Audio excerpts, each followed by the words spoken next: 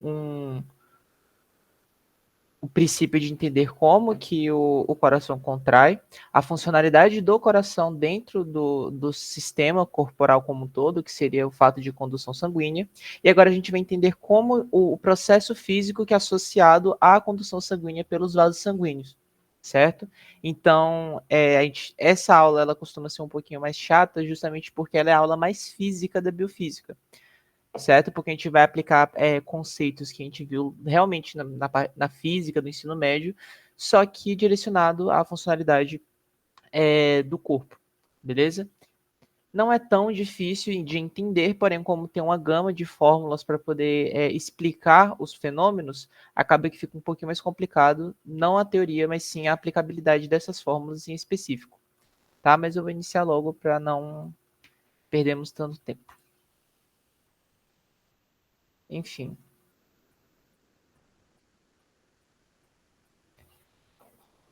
Beleza, então, como eu disse, hemodinâmica. É bem simples a primeira coisa que a gente tem que fazer, na verdade, é destrinchar, certo? O que é hemodinâmica.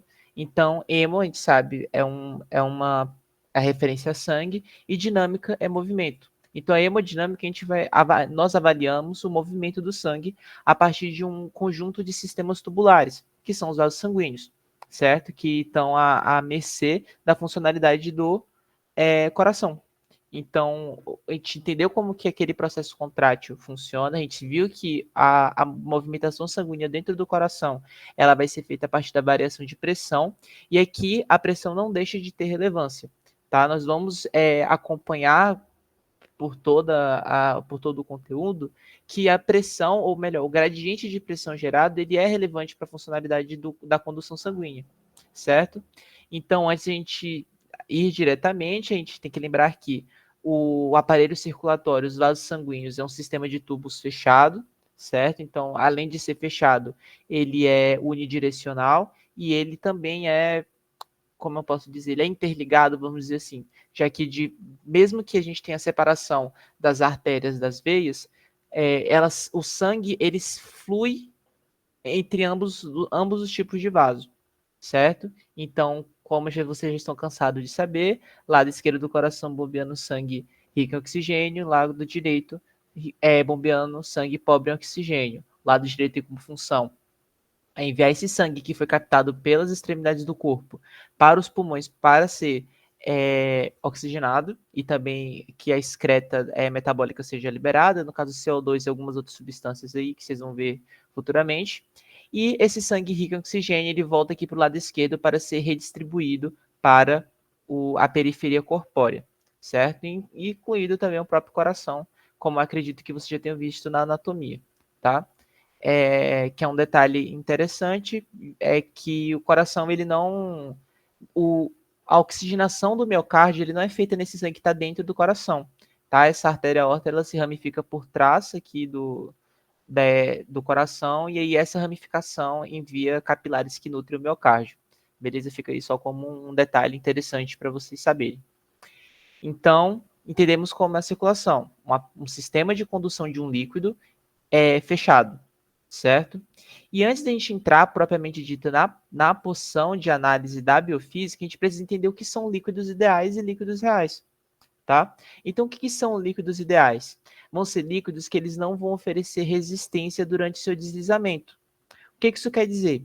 Que no momento que eu colocar esse líquido para fluir, então vamos pensar aí, vamos pensar num sistema bem hipotético, onde eu tenho um tubo, certo? Esse tubo ele contém um líquido ideal, e eu aciono uma bomba qualquer, só para impulsionar esse líquido. Durante a trajetória que o líquido vai fazer por toda a extensão desse tubo, ele não vai ter resistência. A resistência não vai ser feita nem entre as camadas do líquido, nem com choque com a parede do tubo, certo? Isso aqui tem relevância?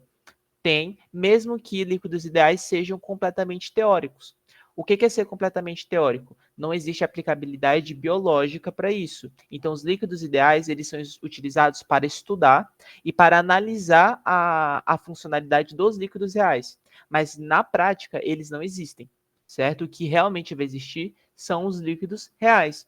são os líquidos que oferecem resistência, e a partir disso a gente pode dizer que esse líquido possui viscosidade. Tá? Nós vamos ver melhor o que é essa viscosidade posteriormente. Mas esse ponto que vocês precisam lembrar é que os líquidos ideais, eles são teóricos, e o sentido dele ser teórico é que você consegue construir uma gama de conceitos para então comparar com os líquidos reais, certo? E os líquidos reais, quando eu falo líquido real, a gente vai estar falando de sangue, tá? Todos os líquidos, eles são reais, de certa forma, então mesmo a água, vamos pensar num líquido que é, entre aspas, entre muitas aspas, a gente vê como límpido e sem que não ofereceria resistência, mas ele oferece, tá? Mesmo que em um grau muito reduzido quando comparado a outros tipos de líquido com a maior densidade, mas ele também oferece, tá? Então todos os outros líquidos, na verdade todos os líquidos são reais. Os líquidos ideais, eles são só teóricos mesmo, tá? Outro conceito que é importante da gente lembrar são as linhas de corrente e a veia líquida, tá? Então, o que é uma linha de corrente? A linha de corrente é a trajetória em si que qualquer partícula de um líquido vai percorrer em movimento, certo? Então, o que isso quer dizer? Que no momento que eu coloco aquele líquido eu coloco esse líquido em movimento, a linha de corrente é quando eu pego apenas uma partícula desse líquido e analiso o percurso que ele toma. Tá? E então vamos pegando a imagem como exemplo, nós temos aqui a linha de corrente A, a linha de corrente B, linha C e etc. Tá? O que isso quer dizer? Que eu estou pegando apenas uma partícula desse líquido para avaliar, a partícula A. Vamos pensar no sangue, por exemplo. Vocês sabem que o sangue é rico em diversos tipos celulares, tá? Então vamos pensar no monócito, num linfócito, numa hemácia. Todos eles são linhas de corrente. Tá? Ou melhor, a gente constrói as linhas de corrente a partir deles. Porque, por exemplo, eu pego essa hemácia e analiso a trajetória dela, certo? Porque o líquido está em movimento e eu estou analisando apenas a trajetória dessa partícula em específico, tá? E o que é a veia líquida? A veia líquida são todas as partículas sendo analisadas de uma vez só, tá? Então a gente avalia o trajeto de todos eles ao mesmo tempo.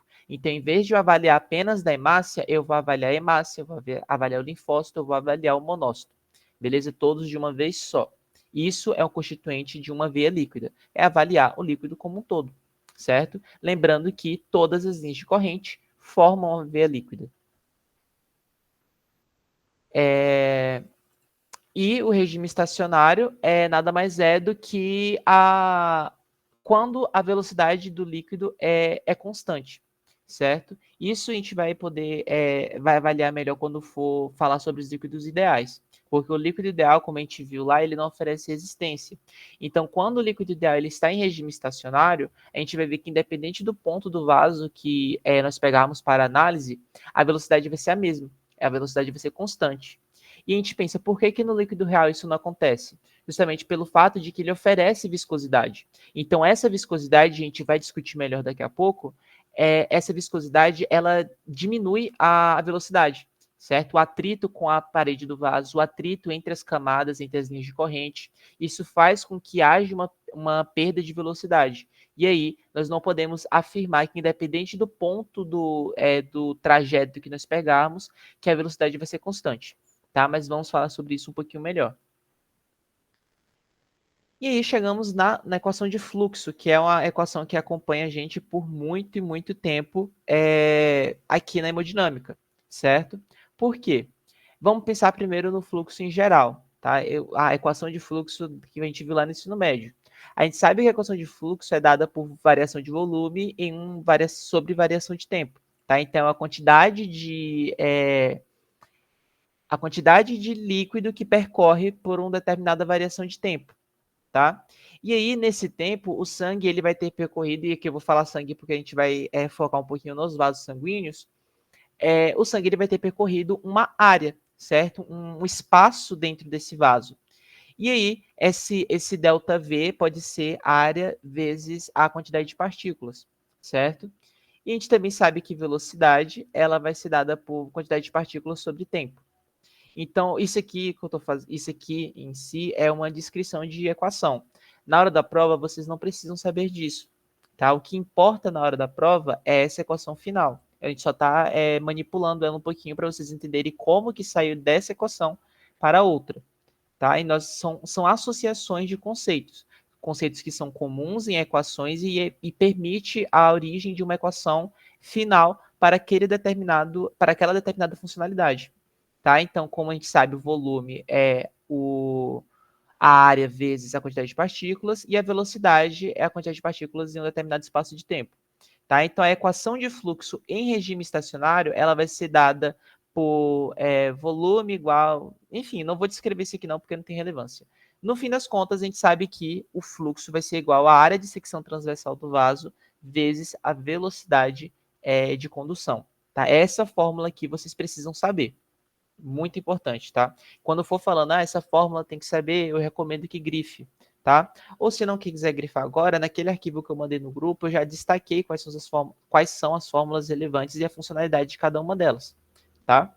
Enfim, por que que o fluxo ele vai ser relevante? Essa equação de fluxo é relevante para o sangue. Na frase, a circulação sanguínea é um sistema fechado com o volume circulatório em regime estacionário. Percebam, volume circulatório. Eu não estou falando de velocidade, tá? A velocidade não é constante. O que é constante é o volume. O que isso quer dizer?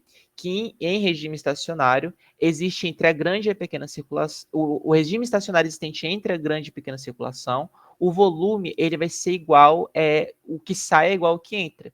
Então, o que isso quer dizer? Que o sangue que está saindo pela artéria aorta vai ser a mesma quantidade que vai estar retornando pela veia. Pelas veias cavas, certo? Então, nós não temos uma variação de quantidade sanguínea durante o percurso do sangue. Claro que a gente está fazendo uma aplicabilidade aqui no sentido de avaliar apenas a circulação, mas vocês sabem e vão saber melhor quando aprofundarem na fisiologia que existem mecanismos que vão fazer o sangue chegar com maior ou menor intensidade no coração, certo? Isso vão depender de mecanismos mais complexos que a gente não vê aqui na biofísica. E vocês podem perguntar, mas a quantidade de sangue varia de indivíduo para indivíduo e também na sua concentração em si. Pessoas que bebem mais água, elas podem ter um aumento de uma hipervolemia, a administração de soro fisiológico na veia também interfere nesse processo, mas é importante salientar que aqui nós estamos avaliando apenas a funcionalidade fisiológica. Tá? Então, processos extracorpóreos como a administração de soro não são levados em consideração aqui, beleza? Mas, enfim, por que essa fórmula aqui vai ser importante? Porque o fluxo igual a área de secção transversal e vezes velocidade é relevante. O que a gente acabou de falar aqui? Que o volume circulatório ele está em regime estacionário, tá? Então, como que nós vamos avaliar isso? Avalie aqui o fluxo de cada um dos três tipos de vasos. Nós temos vasos de grande calibre e um vaso de minúsculo calibre, que é um capilar, certo? Que é onde ocorrem as trocas efetivas. As trocas sejam gasosas, sejam nutricionais, enfim, é onde vai ocorrer a troca do tecido com o tecido alvo com o sangue, certo? E o que vai acontecer aqui? Percebam, primeiramente, vamos pegar aqui como análise a aorta, certo? Vamos avaliar a aorta. Olha, a área da aorta é curtíssima, certo? Vocês sabem que conforme o vaso ele vai se distanciando do coração, ele vai ficando cada vez mais fino, certo? E ele vai perdendo essa área. Mas qual a funcionalidade da aorta? Condução, só isso. A aorta não está preocupada em trocar com o tecido. A aorta está preocupada em impulsionar o sangue a partir da contração do coração em direção em direção sistêmica, em direção à periferia corpórea, certo? Então é por isso que a área dela não é interessante. A área dela é curta porque ela se limita apenas ali ao coração. Mas percebam a velocidade. A velocidade da aorta é altíssima. Por quê? Porque ela está interessada em conduzir. Essa é a funcionalidade dela. Ela quer conduzir sangue. Ela não quer trocar, ela não está nem aí para isso. Beleza? Fazendo as contas que a partir dessa equação, nós vemos que o fluxo ele vai ser de 84 mais ou menos. Certo? Lembrando que esses valores aqui eles são instáveis. Vamos pegar agora um capilar. O capilar ele tem uma área altíssima. Então, é só pegar por lógico, o capilar ele se ramifica muito para poder conseguir trocar. Então, o endotélio ele precisa ficar eu vou falar fino só para vocês entenderem, mas não é a nomenclatura mais apropriada. Mas ele tem que ficar muito fino para permitir com que haja diapedese ou o sangue consiga trocar com o tecido, certo? Porque as coisas precisam passar por difusão. Não sei se vocês já chegaram nessa parte aí na histologia. Acho que é na histologia 2 que avaliam isso, mas enfim. As coisas se trocam por difusão, normalmente do sangue para o tecido, certo? Enfim, vamos avaliando a velocidade agora. A velocidade do capilar ela é baixíssima, certo? E isso tem aplicabilidade fisiológica? Tem, porque se a velocidade fosse muito alta, não teria tempo de troca do tecido com o sangue, certo? Então, todos esses parâmetros, eles têm uma funcionalidade fisiológica, a partir da avaliação do que esse determinado vaso faz. O capilar, ele tem relevância no processo de troca. A aorta e a veia cava, eles vão ter relevância no processo de condução, beleza? Então, percebam que, no fim das contas, o fluxo ele não tem uma variação tão elevada, certo? Pode-se dizer que eles são iguais? Não, isso é óbvio, mas eles são muito estáveis, certo? Eles são muito similares. E é exatamente isso que a gente pega dessa equação aqui, tá? A gente sabe que o fluxo é a área de secção transversal vezes velocidade. Então, se nós precisamos manter um fluxo constante, entre aspas, e se eu aumento a área, eu reduzo a velocidade. Se eu aumento a velocidade, eu reduzo a área. E é exatamente isso que está sendo proposto aqui. Área pequena, velocidade alta, fluxo constante.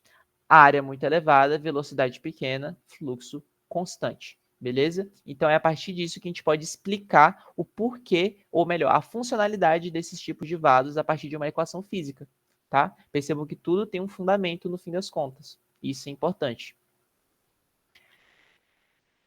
Passando agora para a avaliação de líquidos ideais, certo? Então, aqui a gente vai ver, na verdade, um pouquinho de trabalho, um pouquinho sobre o teorema de Bernoulli, e depois nós vamos aplicar esses conceitos na funcionalidade cardíaca, certo? Então, primeiramente, nós precisamos falar sobre o trabalho contra a pressão, certo? O que é esse trabalho contra a pressão? Trabalho, vocês sabem o que é. Como é que eu posso dizer? Fugiu da minha cabeça. É o trabalho mecânico utilizado para poder impulsionar o sangue contra a pressão das artérias, certo? Quem que está fazendo esse trabalho? Quem que está impulsionando o sangue? O coração, certo? Então, o trabalho contra a pressão, quem é que faz? É a contração cardíaca, certo? Para ser mais específico, a contração ventricular, já que é ele que vai estar impulsionando o sangue contra artérias, certo? Seja do lado direito, seja do lado esquerdo. Então, nós pegamos duas fórmulas para poder, duas equações para chegar que é o final. Então, nós temos a equação de fluxo, que é pressão vezes área, e o trabalho é fluxo vezes quantidade de partículas, certo? E a partir disso, nós fazemos associações até chegar que o trabalho é igual a pressão vezes volume, certo? O que isso quer dizer?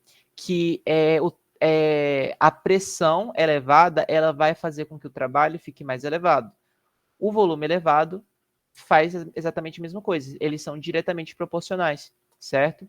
Então, qual a relevância no fim das contas? Qual o significado? O trabalho cardíaco, ele vai ser a energia gasta para ejetar o sangue dos ventrículos durante a sístole, certo? Lembra que a gente viu lá que lá em ciclo cardíaco, que o ventrículo ele precisa vencer a pressão arterial justamente para formar um gradiente de pressão que permita com que o sangue saia do ventrículo e vá para a artéria? A gente viu esse ciclo cardíaco nas monitorias passadas e com certeza a professora falou com vocês, beleza? Então, durante aquele processo de contração ventricular isovolumétrica, o que vai estar acontecendo com a pressão cardíaca? A pressão ventricular, perdão, ela vai estar se elevando. O intuito disso acontecer é para que ela fique com a pressão mais alta do que a artéria, tá? Formando um gradiente de pressão. Dessa forma, o sangue ele vai migrar do lado mais concentrado em pressão para o lado menos concentrado, beleza? Então, essa é a lógica. Então, para que vamos botar uma situação hipotética aqui. Vamos pensar numa pessoa que é hipertensa, que tem a pressão arterial muito elevada. Vocês concordam que para vencer a pressão arterial, o coração vai precisar fazer um trabalho muito maior? certo? Então, são esse tipo de parâmetros, ou melhor, são esse tipo de pensamento que vocês precisam ter durante o estudo da hemodinâmica. Porque, no fim das contas, a gente quer avaliar a funcionalidade do impulsionamento cardíaco. Então, nada mais justo que também falarmos sobre as variações encontradas pelo corpo.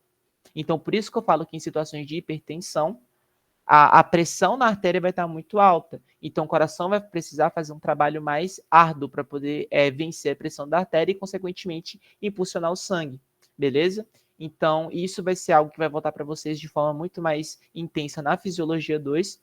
Mas o que eu quero que vocês saiam daqui pensando é que o trabalho ele é diretamente proporcional à pressão e ao volume. Então, se qualquer um dos dois aumentar, vocês podem ter certeza que o coração vai precisar fazer mais trabalho, vai ter um gasto energético mais elevado para permitir com que esse fluxo aqui fique estável, beleza? Deu para entender essa parte? Querem que eu repita algo que não fez muito sentido? Perfeito.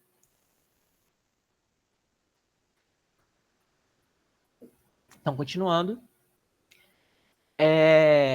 Vamos para o Teorema de Bernoulli, que provavelmente vocês já viram lá pelo ensino médio, certo?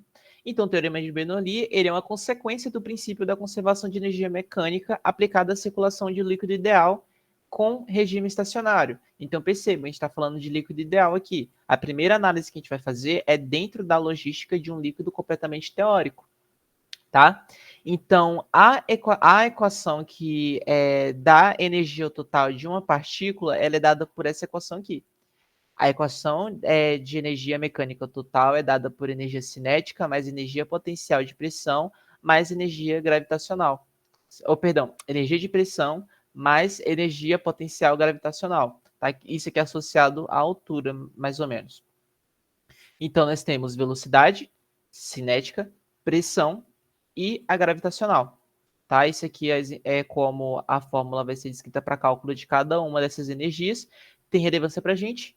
Não. Isso aqui para a biofísica não tem relevância nenhuma, tá? Não precisam saber isso aqui. Mas qual o ponto que eu quero discutir com vocês nesse princípio? A partir da avaliação do teorema de Bernoulli de um líquido ideal em regime estacionário, eu posso afirmar para vocês que um tubo que conduz um líquido ideal, independente do ponto que eu pegar para analisar, então vamos pensar que esse tubo tem 1000 metros.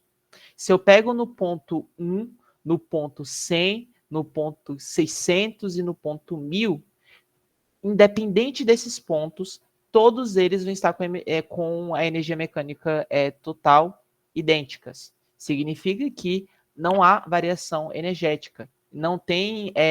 No momento que eu impulsiono esse líquido, ele vai ter uma velocidade constante, certo? Então, no ponto 1, no ponto 2, no ponto 3 desse tubo de condução, a velocidade sempre vai ser constante. É descrito por essa fórmulazinha aqui, que também não vai cair na prova, tá? É só para poder vocês entenderem. Então, a energia potencial do ponto 1, a energia de pressão do ponto 1, a energia cinética do ponto 1 e a energia gravitacional do ponto 1 vão ser idênticas ao do ponto 2 de todas as maneiras. Tá? E se tivesse um ponto 3, seria a mesma coisa.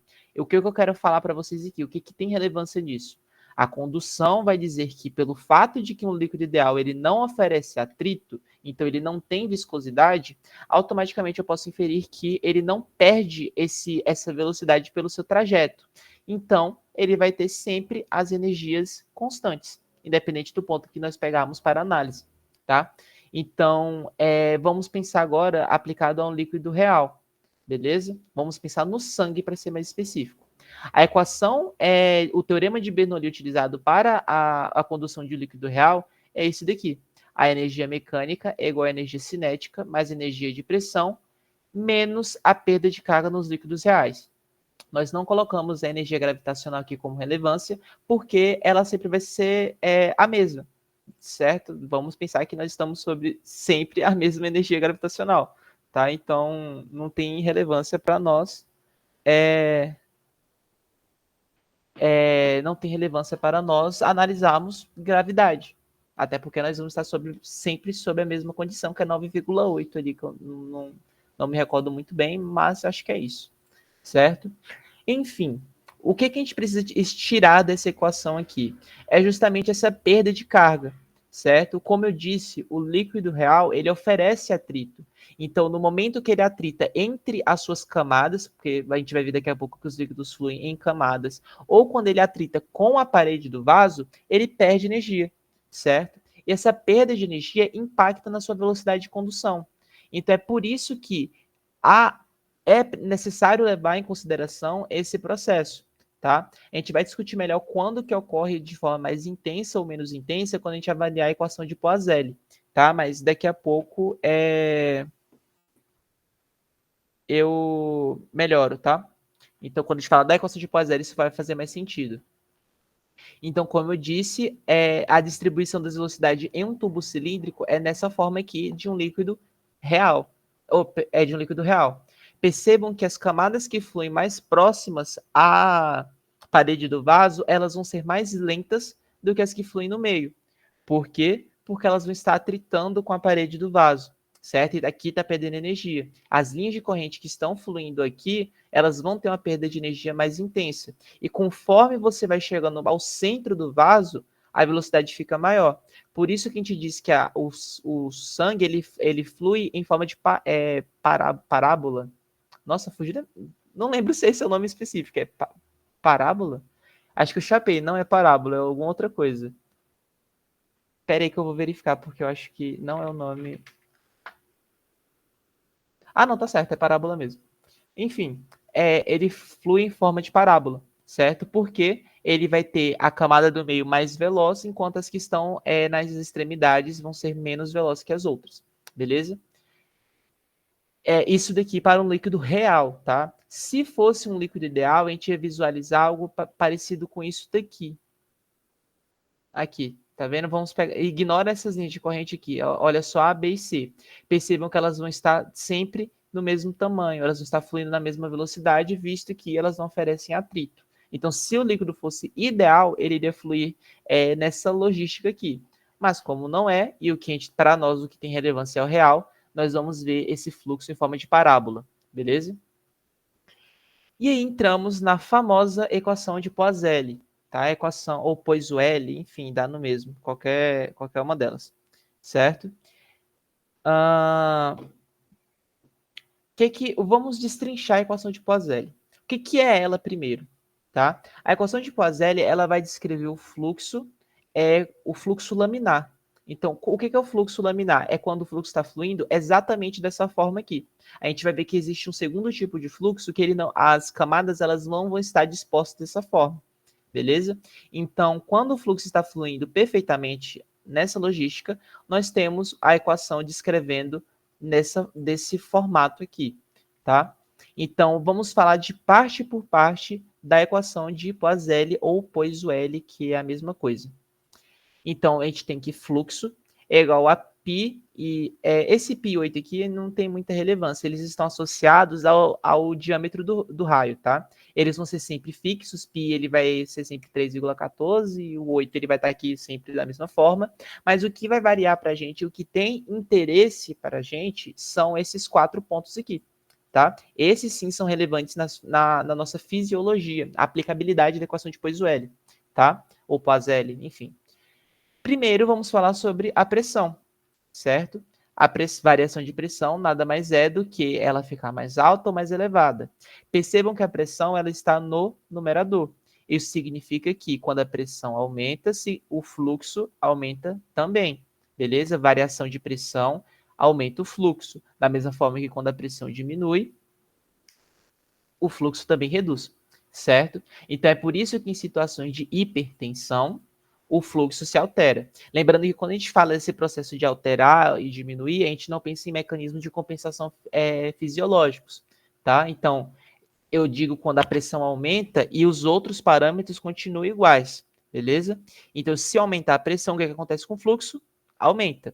Numa situação de hipertensão, por exemplo, o fluxo ele vai estar elevado, logo a velocidade de condução também vai estar elevada. Da mesma forma que quando estamos em situações de hipotensão, o fluxo ele vai estar mais baixo. Nenhum dos dois parâmetros é interessante, tá? Isso é importante salientar. O fluxo, ele tem que estar dentro daqueles valores que a gente estabeleceu anteriormente, porque se o fluxo estiver muito elevado, o processo de condução, ele vai ser muito rápido, e isso não é interessante, porque primeiro vai gerar desgaste das estruturas, a oxigenação dos tecidos, oxigenação e nutrição não vai ser feita adequadamente, beleza? Isso vale tanto para alta velocidade quanto para baixa velocidade. No fim das contas, eles vão resultar em processos semelhantes.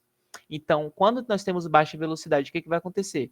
Baixa nutrição dos tecidos e oxigenação, hipóxia tecidual, certo? Justamente pelo fato de que o sangue ele não vai estar sendo conduzido na mesma velocidade que a demanda do corpo exige. Então, isso vai fazer com que seja nocivo. Da mesma forma que em situações de hipertensão, a velocidade vai ser muito elevada. Então, a troca fica comprometida, além dos desgastes estruturais que vai ter, tanto nos vasos quanto no coração, tá? Lembrem-se que hipertensão, ela vai acontecer, tá? Então, em determinados momentos a pressão fica mais alta, fica mais baixa, mas o problema é quando isso fica constante. Se a pressão fica alta por muito tempo, o coração vai precisar fazer um trabalho mais elevado por muito tempo, e isso vai levar a desgaste estrutural. Além de uma determinada não, perdão, uma, uma um monte de coisa associada que vocês não vão ver na biofísica, certo? O baroreflexo fica alterado, enfim.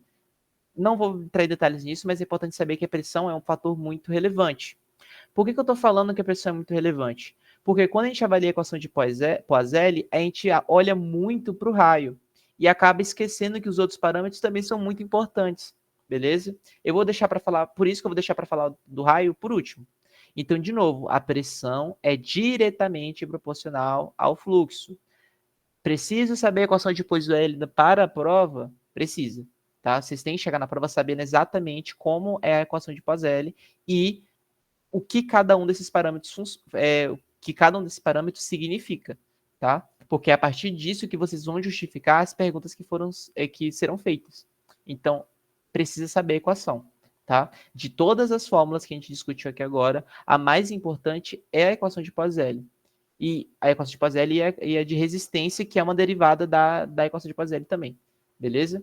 Enfim, variação de comprimento, inversamente proporcional ao fluxo, o que quer dizer que quando a gente aumenta a extensão do vaso, o fluxo vai ficar mais baixo.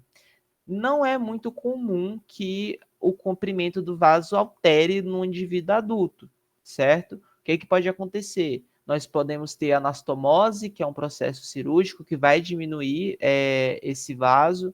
Nós podemos ter também indivíduos obesos. Então, quando você tem um acúmulo exorbitante de tecido adiposo, o vaso precisa acompanhar, certo? Então, ele se estica mesmo. E aí você tem uma variação de comprimento, tanto que o fluxo nesses lugares ele costuma ser um pouco mais baixo. Tranquilo? E por último, o que eu mais gosto de falar sobre é a viscosidade. A viscosidade, e também que os professores adoram colocar na prova, tá? Então, viscosidade é um ponto que vocês deem um destaque a mais para poder entender. O que é a viscosidade? É a concentração de células sanguíneas no sangue, certo? E isso, claro que viscosidade não é isso de forma geral. Estou falando do sangue, tá? Outros líquidos também têm viscosidade. Aqui eu estou dando foco no sangue. Então, o que isso quer dizer? Vamos pensar numa situação aí de um indivíduo que tem anemia, tá? Para ser mais específico, é a anemia hemolítica, vamos dizer assim. Não vou deixar nem a anemia falciforme. Vamos deixar só a anemia hemolítica mesmo. Quando você tem uma anemia hemolítica, a concentração de hemácias ela fica bem reduzida, certo? Até porque as hemácias estão sendo destruídas nesse processo. Quando você tem uma redução da concentração de células sanguíneas no sangue, o que acontece com a viscosidade? Vai lá para baixo. O que acontece com o fluxo? Aumenta, certo? Porque eles são inversamente proporcionais. Se a viscosidade está baixa, o fluxo aumenta. Vamos pensar num parâmetro contrário agora, no sentido de uma policitemia vera, certo? A policitemia vera é uma condição, uma patologia que ela é o contrário da anemia. Então, em vez de você ter poucas células sanguíneas eu vou falar células sanguíneas, mas entenda que eu estou falando de hemácia, tá? em vez de você ter poucas, você vai ter até demais. Vai ter um momento de uma concentração muito elevada. O que acontece com a viscosidade? Fica alta. O que vai acontecer com o fluxo? Abaixa, certo? Então, são parâmetros que vocês precisam saber. E não, eu não estou falando essas patologias aqui para vocês de uma forma aleatória. Eu estou falando porque é assim que vai aparecer na prova. O professor não vai perguntar, se a viscosidade aumentar, o que vai acontecer com o fluxo? Ele não vai falar isso. A pergunta pode até estar dentro dessa lógica, mas ele vai fazer todo um embasamento atrás para poder chegar nessa lógica, beleza? E aí, vocês já vão estar familiarizados com isso. Quando vocês verem lá anemia, tá, eu já sei que as células sanguíneas estão baixas, a viscosidade vai estar baixa, como é que vai estar o fluxo? Elevado, porque eles são inversamente proporcionais. Tá, eu vi policitemia vera aqui, eu sei que a viscosidade vai estar alta. E aí, o que vai estar com fluxo? É baixo. Outra nomenclatura que eu gosto de falar também, que já caiu muito em prova a respeito da equação de Poiseuille, é hematócrito, certo? Eu acho que para quem teve a oportunidade de fazer estágio, já deve ser familiarizado com o que é hematócrito, mas nada mais é do que quando você olha naquele exame de sangue solicitado, você vê o hematócrito baixo, alto. O que isso quer dizer? Concentração de células sanguíneas, que foi exatamente o que eu acabei de falar para vocês. Então, quando vocês verem uma questão falando que o hematócrito está alto e quando o hematócrito está baixo, associem com viscosidade. Tá? É nisso que eles vão chegar para vocês discutirem sobre. E detalhe, eles vão colocar isso na questão, mas eles não vão falar de equação de Poiseuille, não. Tá? Eles não vão falar, explique baseado na equação de Poiseuille. Eles vão dar os dados e vocês vão ter que extrair a logística. Então, eles não vão te direcionar em qual fórmula vocês vão ter que usar para analisar aquela questão.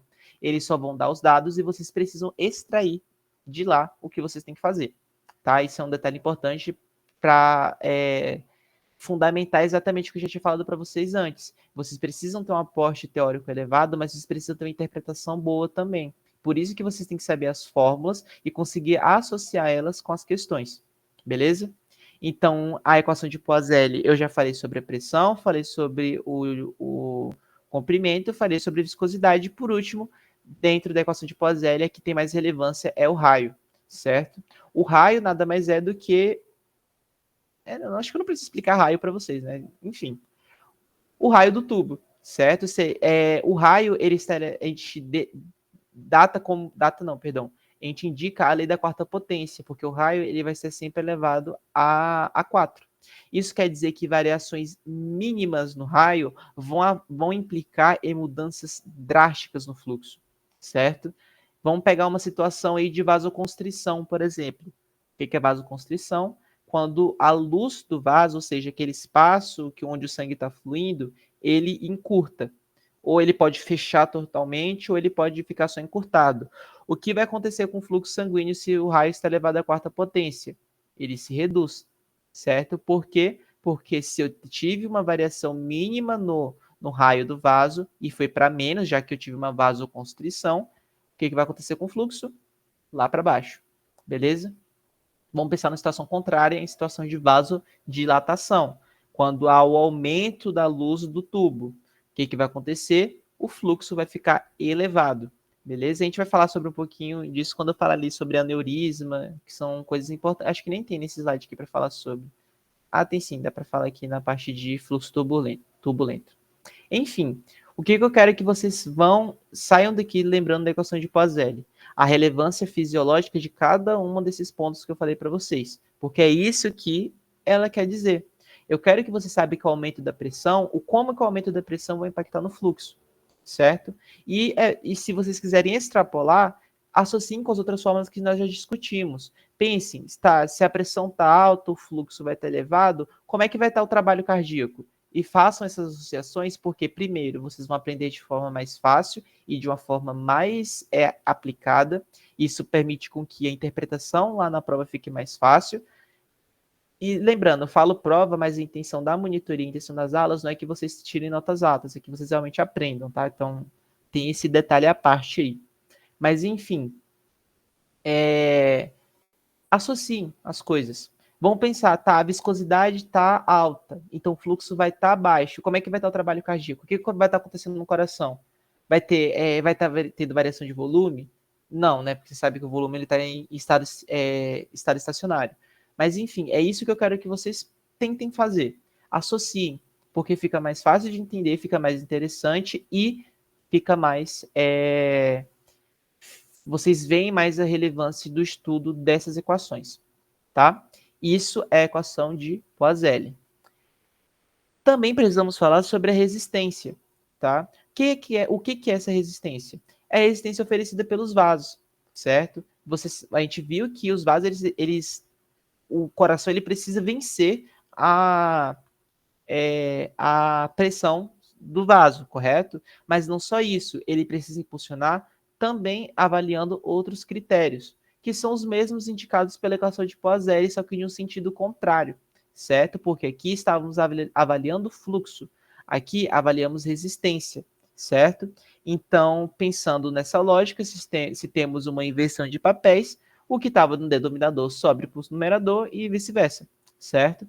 Então, na resistência, a variação de comprimento e a viscosidade vão ser diretamente proporcionais à resistência. Isso quer dizer que, quando o sangue fica mais viscoso, a resistência periférica vai estar mais elevada. Isso quer dizer que o trabalho cardíaco vai ser mais elevado, certo? Ou quando há variação de comprimento. Da mesma forma que, quando o raio ele aumenta, vasodilatação, a resistência vai ficar o quê? Baixa. Mas se eu tenho uma vasoconstrição, o que acontece com a resistência? Fica alta, certo? Então, isso daqui é uma inversão da equação de Poiseuille, no sentido de que a gente deixa de avaliar, a gente tira o foco do fluxo e avalia a resistência oferecida pelos vasos, certo? Ou oferecida pelo próprio sangue, para falar a verdade. Então, é importante que você saiba a resistência, principalmente a resistência periférica, porque isso é muito, muito importante para conseguir entender os processos de associação do ciclo cardíaco aplicado que vocês vão ver lá na Fisiologia 2, certo? Lembrando que, como eu disse na monitoria anterior, o ciclo cardíaco está bem reduzido aqui na biofísica. Existem diversos processos associados que vocês só vão ver posteriormente, tá? Então, é importante que vocês saibam esses processos aqui. Então, a resistência é uma inversão da equação de Poiseuille, certo? A gente sabe que o fluxo ele vai ser igual à variação de pressão sobre a resistência, tá? Então, quando a pressão está mais alta, o que vai acontecer? Fluxo mais elevado. E quando a resistência está mais alta, fluxo menor, tá? E por que a gente consegue fazer essa eliminação aqui? Justamente pelo fato de que a resistência e o fluxo, dentro da logística de Poiseuille, eles vão ser só alterados, certo? É o mesmo princípio. Então, a resistência periférica, como eu havia mencionado, é a oposição imposta ao fluxo do sangue pelos vasos. Então, no momento que o coração contrai e impulsiona o sangue, o vaso ele vai estar oferecendo uma resistência contra esse impulsionamento, tá? E aí, nós temos as condições fisiológicas e patológicas que são associadas a esse processo, tá? Então, ela vai ser determinada por fatores dimensionais do vaso, que seria o raio, e pelo atrito interno das camadas do sangue, que é a viscosidade. Beleza? Até aqui, vocês têm alguma dúvida? Vale para Michelle e para o Jairo, sim.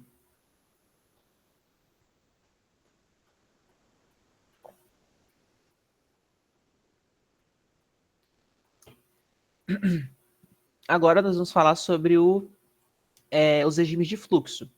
Tá? O que são os regimes de fluxo? O sangue ele vai fluir de duas formas pelos vasos. Tá? Ele pode estar em fluxo laminar ou ele pode estar em fluxo turbulento.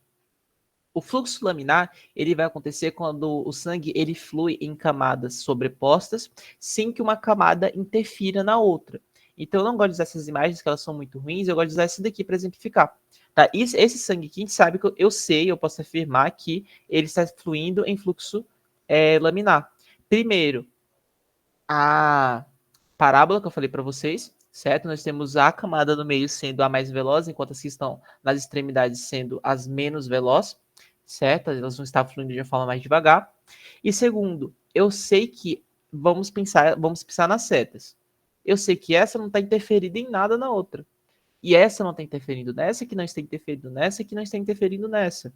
Então, eu sei que as camadas elas estão sobrepostas, porém uma não mexe com a outra. Elas estão fluindo, vamos pensar que uma está em cima da outra, só que nenhuma interage, elas não interagem uma com a outra, certo? Por isso que é um fluxo laminar, porque eu não tenho interação entre essas camadas do sangue e elas estão influindo nesse aspecto de parábola, beleza? Então, isso é fluxo laminar, certo? Eles estão fluindo, umas com maior velocidade, outras com menor velocidade, mas de forma independente. Essa daqui não está nem aí para essa, que não está nem aí para essa, que não está nem para essa. Elas não se chocam, beleza? Esse é o ponto. Elas não vão se chocar. Isso é fluxo laminar. O fluxo turbulento, por outro lado, nós temos uma deturbação nessa lógica. Porque o que acontece? O fluxo turbulento ele vai ser dado por diversos motivos, tá? Eu vou falar um pouquinho de cada um deles daqui a pouco. Mas, enfim, vamos pensar nesse motivo aqui que foi dado nessa imagem. Nós podemos falar que isso aqui é uma placa de gordura no interior do vaso, certo? E aí, essa placa de gordura, conforme o sangue vai vindo, ele se choca na placa e aí ele altera seu movimento. E aí eles começam a se embolar. Isso é fluxo turbulento. Ele perde esse aspecto de camadas sobrepostas e a ocorrência de uma embolação entre essas camadas. E aí fica tudo bagunçado, certo? Isso quer dizer, vamos pensar aqui, eu tenho uma artéria, uma placa de gordura, não, uma artéria no meu braço, não, melhor, na minha coxa, e aí quando o sangue for fluir na minha coxa, ele faz fluxo turbulento. Isso quer dizer que quando chegar lá na minha panturrilha, o fluxo ainda vai estar turbulento? Não. Tá? O fluxo turbulento ele é da região, vamos dizer assim. Conforme o sangue vai percorrendo no vaso, ele vai se adequando ao fluxo laminar novamente. Tá? Isso é um detalhe importante. Então, o que eu quero que vocês diferenciem de laminar para turbulento? Laminar, ele vai fluir em camadas sobrepostas sem interação. Turbulento vai ser um embaralhamento dessas camadas de forma que o fluxo fica desorganizado. Tá? Deixa eu ver se tem as justificativas aqui. Não tem. Enfim, o que pode ocasionar um fluxo turbulento? Aumento da velocidade de condução sanguínea. Então, vamos pensar na situação aí de atividade física. Você está correndo ali muito, muito, muito, muito. O que vai acontecer com o sangue? Vamos pensar no sentido geral aí para vocês já ficarem mais atentos com as nomenclaturas.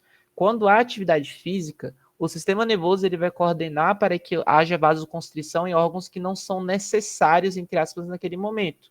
Então, vamos pensar na motilidade gástrica, intestino. Quando eu estou correndo, não é isso que importa. Quando eu estou correndo, o que importa é o meu músculo funcionar. Então, há vasoconstrição dos vasos dessas regiões, de forma que o sangue ele vai ser mais direcionado para a musculatura, porque vai ter uma demanda energética e uma demanda nutricional muito elevada durante o processo de atividade física, certo? E aí, o que vai acontecer? Constrição em vasos, dilatação em outros, o sangue começa a fluir numa velocidade alta, o coração vai estar batendo muito rápido, e aí eu posso ter um embaralhamento dessas ondas, ou perdão, dessas lâminas, dessas linhas de corrente, vamos dizer assim, eu acho que fica mais fácil. E aí ocasiona um fluxo turbulento. O fluxo turbulento ele não é exclusivamente patológico, tá? A gente vai discutir sobre isso quando falar sobre circulatório. Mas é interessante que você já fique com isso na cabeça antes de eu chegar lá. Tá? Então, entenda que fluxo turbulento não necessariamente ele é de alguma patologia. Crianças têm fluxo turbulento muito comum, certo? Adultos em atividade física, coisas desse tipo. Quando sai desse parâmetro, aí sim fica preocupante. Tá? Mas eu vou falar sobre isso daqui a pouco. Enfim, dá para alterar entre os fluxos quando você tem um aumento da velocidade de escoamento, que foi o que eu acabei de falar. Se a velocidade ficar muito alta, eu posso ter alternação entre fluxos. E aí entra o número de Reynolds, tá? O número de Reynolds ele é um valor adimensional. O que é adimensional? Ele não tem... como é que fala? Ele não tem... Nossa, fugiu da minha cabeça o nome agora aqui para isso.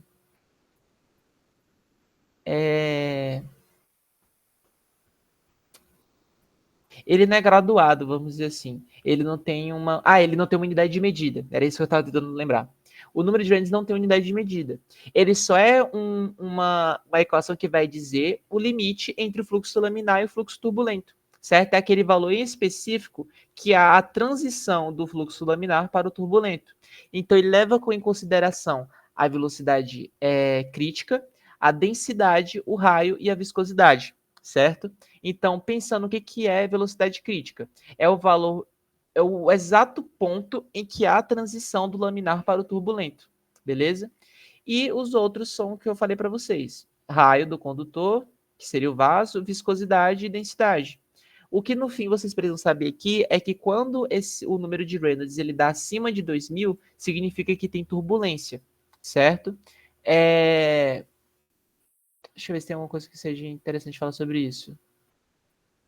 Não, é basicamente isso mesmo, tá? O número de Reynolds ele só é utilizado para poder indirecionar, para poder definir a transição do fluxo laminar e do turbilionar, beleza? Então, pensando, por exemplo, em indivíduos que estão em exercício físico ou pessoas que estão em estado febril, certo? Quando está com febre, vai ter o aumento da velocidade do sangue e aí pode ultrapassar o limite que é 2000, gerando um fluxo turbilionar, beleza? Mesmo em que o animal esteja sadio, vamos dizer assim, tá? Lembrando que... Não vou falar sobre isso, não. Eu ia explicar por que em estado febril há aumento da velocidade, mas isso aí nem é biofísica. Certo? Enfim. E aí nós chegamos nos sopros circulatórios. Como eu não esqueci de mencionar anteriormente, mas quando o sangue está fluindo em fluxo laminar, ele não faz barulho nenhum, tá? É silencioso. Se você botar o ouvido aí, ou botar um esteto, tanto faz, em cima, no seu pulso, você não vai escutar nada, certo? Por quê? Porque está fluindo em fluxo laminar. Então, não tem um choque entre as partículas sanguíneas, então não tem geração de barulho, certo? Quando há o aparecimento de ruído, significa que há um fluxo turbilionar, certo?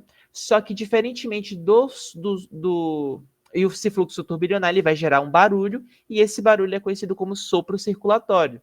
Mas diferentemente do sopro cardíaco, que é sempre patológico, o sopro circulatório ele pode ou não ser patológico, certo? Então vamos pensar, como eu tinha exemplificado antes, crianças sadias ou adultos depois de um exercício. É comum que haja o aumento da velocidade do sangue. As crianças naturalmente têm um sangue com a velocidade mais elevada e os adultos, durante o exercício, acontece aquele fenômeno que eu falei para vocês anteriormente. E aí, o que vai acontecer? Sangue fluindo de forma muito rápida, pode ser que haja um embaralhamento dessas camadas sanguíneas e aí gere um sopro circulatório. É patológico? Não, isso é super normal, certo? É só o aumento da velocidade que vai ser cessada no momento que esse adulto relaxar, ou no caso da criança, quando quando a atividade metabólica estiver menos ativa, beleza? Mas, como eu tinha dito, ele também pode ser patológico. Então, quando há estreitamento de válvulas cardíacas, quando as semilunares elas não se abrem ou se fecham direito, pode ser que haja um sopro circulatório sendo formado a nível de aorta, por exemplo, ou em alguns vasos mais próximos a essa região, justamente pelo fato de que o sangue ele vai estar tendo um refluxo sanguíneo e esse refluxo faz com que gere um sopro circulatório, tá? Porque as camadas começam a se chocar. Outro ponto também é a diminuição da viscosidade do sangue, como eu disse que acontecia em alguns tipos de anemia, certo? Quando o sangue ele fica muito ralo, vamos dizer assim, ele começa a fluir mais rápido. Quando flui mais rápido, o que acontece? Melhor, vamos voltar lá na questão de depois do L para poder justificar isso de uma forma mais aplicada. O que eu falei da viscosidade? Ela é... E passei. A viscosidade é inversamente proporcional. Se a viscosidade cai, numa situação de anemia, por exemplo, o que acontece com o fluxo? Aumenta. Se o fluxo aumenta, pode ser que haja a geração de um sopro circulatório pelo fato de que a velocidade de condução sanguínea fique mais elevada, beleza? E também um aneurisma. Eu não sei se vocês já viram como é um aneurisma anteriormente, mas ele é quando acontece isso daqui com um vaso. A gente tem um vaso que é reto, certo? O aneurisma é quando acontece isso aqui, ó. Nós temos uma dilatação formando tipo um bulbo no vaso, certo? Você lembra que eu falei na horta que ela faz esse processo também quando o sangue ele é ejetado? Então nós temos o coração aqui, né? Vamos fingir que é um coração. Lembrando que eu estou desenhando com o mouse, então, enfim. O coração, quando ele ejeta o sangue aqui no ventrículo esquerdo com força, bem aqui no vaso, o que acontece? Ele dilata, e aí o sangue, essa dilatação, ela gera um gradiente de pressão, primeiro para fechar a válvula e segundo para manter a pressão durante a condução sanguínea enquanto o ventrículo está relaxando, esperando por uma próxima contração. No aneurisma, forma uma estrutura parecida.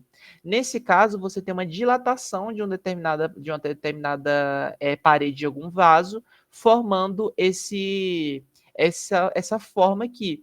Então, quando o sangue ele vai chegando, ele vai fazendo isso aqui, ó. E aí as camadas se chocam aqui, aqui, aqui, aqui, e depois eles voltam a ficar retilíneos. O que acontece? Nesse ponto, eu tenho a geração de um fluxo turbilionar, porque vai estar tendo choque entre essas camadas. E aí vai ter barulho, tá? Lembrando que um aneurisma, esse vaso ele pode se distender ao ponto de estourar. Quando o vaso estoura, aí eu tenho uma hemorragia, tá? Porque aí, realmente, quando esse vaso aqui estourar, o sangue que vai estar fluindo aqui, ele extravasa. E aí o aneurisma ele é mais perigoso dependendo de que tipo de tecido está passando por esse processo. Por exemplo, se fosse no sistema nervoso, vocês sabem que é um problema absurdo. Enfim, isso são sopros circulatórios, tanto patológicos quanto normais.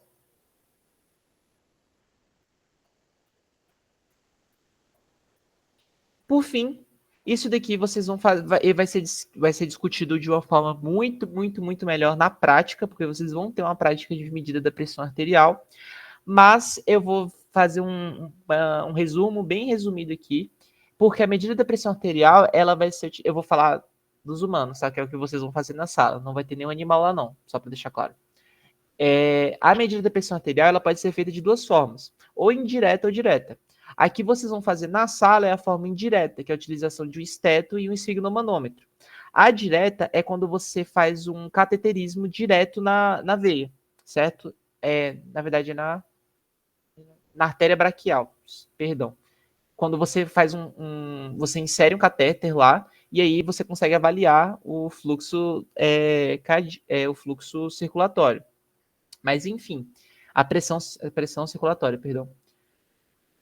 Mas enfim, a medida de pressão arterial ela vai ser utilizada para poder definir a pressão máxima e a pressão mínima exercida feita pelo coração durante o processo de contração, certo? Como que a gente faz isso? Nós induzimos um fluxo turbilionar na artéria braquial. Pode ser feito em vários outros lugares. Na sala a gente vai fazer na artéria braquial porque é o lugar mais fácil, certo? E aí, após induzir esse fluxo, quando a abraçadeira do esfigmomanômetro é inflada, você induz uma vasoconstrição, então a artéria vai ficar colabada. E aí, você começa a desinflar essa abraçadeira, de forma que você vai conseguir pegar a pressão sistólica máxima e a pressão diastólica mínima, certo? Esses conceitos vão ser melhor trabalhados na prática, então não vou entrar em detalhes aqui. O que eu quero que vocês entendam é justamente o porquê de nós estarmos fazendo isso, o porquê que eu induzo um fluxo turbilionar. Justamente pelo fato de que, se fosse laminar, eu não ia escutar nada, certo? No turbilionar tem ruído, e aí eu consigo determinar a partir de alguns parâmetros, som de Korotchkov, etc, etc, que eu não vou entrar em detalhes também agora, beleza? O que eu quero que vocês se lembrem é só que vocês vão induzir um fluxo turbilionar, e a Michelle vai perguntar, então eu espero que vocês saibam responder, tá? E é isso, gente. Isso é hemodinâmica. Alguém tem alguma dúvida? Alguma coisa que não ficou muito claro? Que queira que eu volte? Sim ou não?